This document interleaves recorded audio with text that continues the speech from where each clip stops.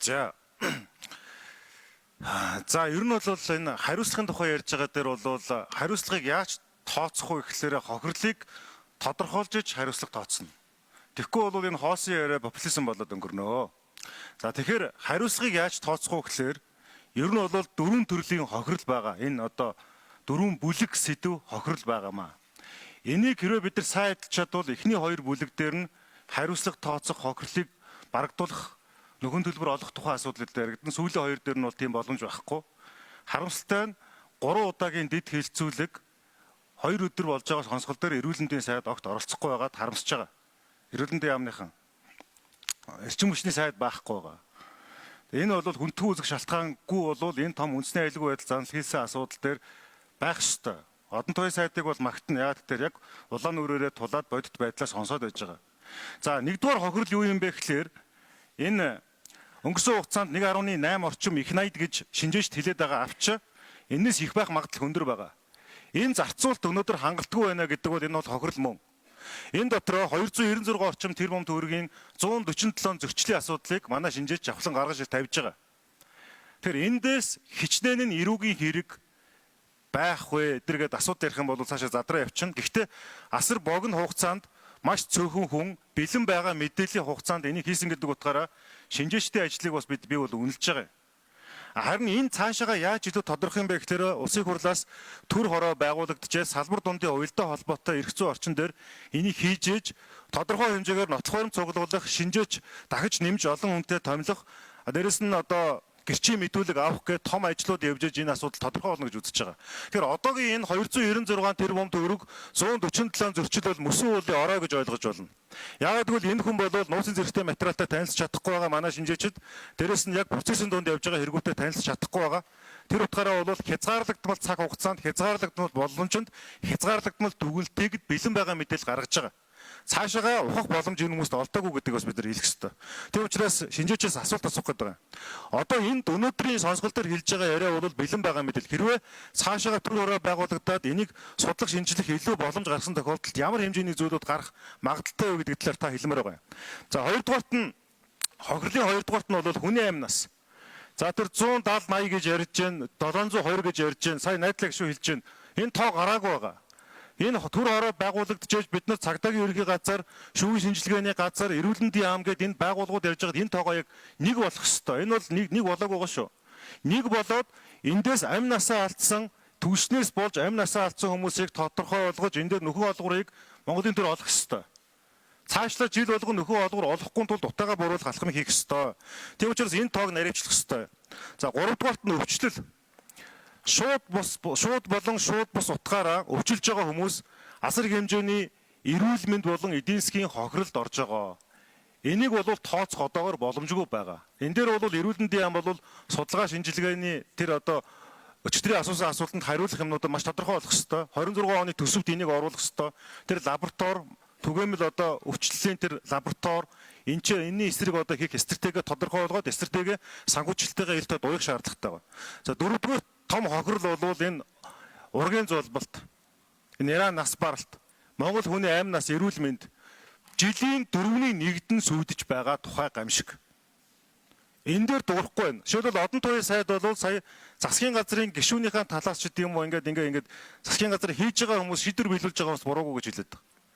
Гэтэл өнөөдөр яг энэ хохирлыг зөвхөн энэ салбар байгаль орчин амьсгалын өөрчлөлтийн яамны хариуцж байгаа энэ салбараас гадна том зургаар нь аваад үзэх юм бол 4/3 нь бол эднийхээс хамаарал багтаа хохирлын асуудал байгаа. Өөрөөр хэлбэл эрүүл мэндтэй холбоотой асуудлууд байгаад байгаа юм аа. Дээрэс нь бол эн чинь утаа гэдэг чинь өөрөө ядуурлын асуудал гэдгийг бид нар бас ярихгүй байгаа. Тэгээ энэ бүх цогц асуудлуудыг шийдвэрлэхийн тулд бид нар яах ёстой юм бэ гэхээр улсын хурал дээр төр хороо байгуулах ёстой. 32 гишүүн гар үсэг зурна. За ёс зүй дэгийн байнгын хорооны дарга Баяр Магнаан, Баярбаатар болон энд байгаа бас 22 гишүүнээс бид нар дундаа ийм төр хорооны тогтоолын ийм төслийг боловсруулж байна. Энэ бол одоо ингээ гишүүдээр дамжуулж үзүүлнэ.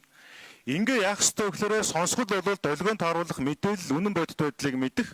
Дараад нь энэ төр хороон дээрээ салбар дундын уялдаа хангасан ирээдүйд хийх ажлууд богино дунд хугацаанд өнгөрсний алдаа завхарлуудаа улаан шугамар татаад хариуцлага хүлээх хүмүүст нь хүлээлгээд асуудлыг дахин давтагдуулахгүй байх тухай. Тэгэхээр одоо миний асуултанд манай шинжээч хариулчих. За 33 номерын микрофон. За гишүүний асуултанд хариулъя. За төр хороо байгуулад ажиллавал ямар хэмжээний алдаа зөрчил илрэх боломжтой вэ гэж асууж байна. За үүнд бол одоо урьдчилан хэлэх ямар ч боломжгүй гэдгийг би танд хариуцлагатайгаар хэлье. Яагаад гэвэл агаарын бохирдол зарцуулж байгаа нийт хамрах хүрээгээ хэрхэн тодорхойлох вэ гэдгээ шалтгаал. Хамаатуулаад байвал ерөөсөө баг бүх асуудал агаарын бохирдолд өөрөө бол хамааралтай байж таарад байгаа. За би тань жишээ хэлж өгье. Гэр ороолын дахин төлөвлөлт хамаатай байж болж ин тэр бум мод үндэсний хөдөлгөөн мэдээж агаарын бохирдолд бууруулах хамаатай байж болж байна. Ногоон байгууламжид нийслэлийн хэмжээнд зарцуулсан одоо хөрөнгө хамаатай байж болж байна. За бусад хөрөнгө оруулалт тухайд агаарын чанарыг индексийг хэмжих багжид зарцуулсан мөнгө төгрөгч гэх юм.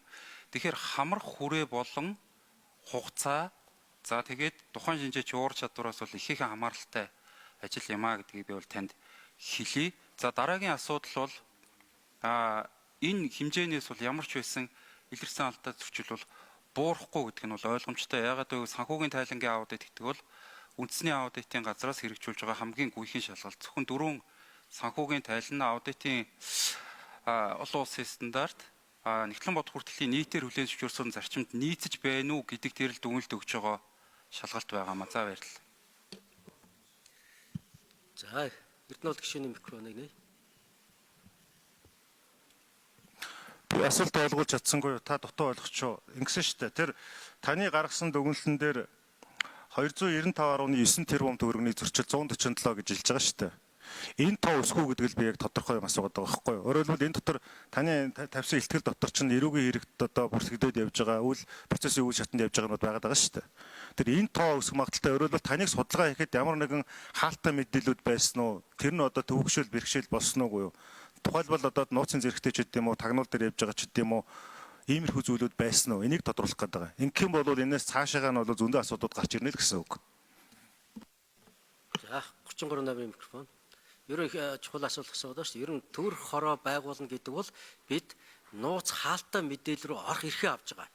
Энэ бол одоо төр хорооны бүрэн эрхийн асуудал, нотлох баримт цуглуулах, гэрчээр дуудах, бараг л одоо тагнах, шалгах энэ ажил нь илүү эрх мэдэлтэй болдог. За өнөөдрийн бидний ерөнхий хяналтын сонсгол бол байгаа мэдээлэлд олон нийт та бүгдийг мэдэх эрхийг хангах л гол чиглэсэн үйл ажиллагаа. 33 номерын микрофоныг нэ. За гишүүний асуултанд хариулъя. За энэ алдаа зөрчил бол цаашаа нэмэгдэх бол бүрэн боломжтой. За биднэрт одоо тухайлбал цэвэр агаар сангийн санхүүгийн тайлангууд олдсонгүй. Үндэсний аудитын газрын архивд бол байхгүй. Байгаль орчин уур амьсгалын өөрчлөлтийн яамны ерөнхий санхүүчтэй одоо утсаар ирж хүсэл тавиад за архивын эрхлэгчтэйгээ уулзаад шалгуулад өгч гэсэн боловч биднэрт хариу ирүүлээгүй. Гихмчлэн дутуу материалууд бас байгаа учраас за энэ зөрчил бол цаашаага нэмэгдэх боломжтой хариултыг юу бод.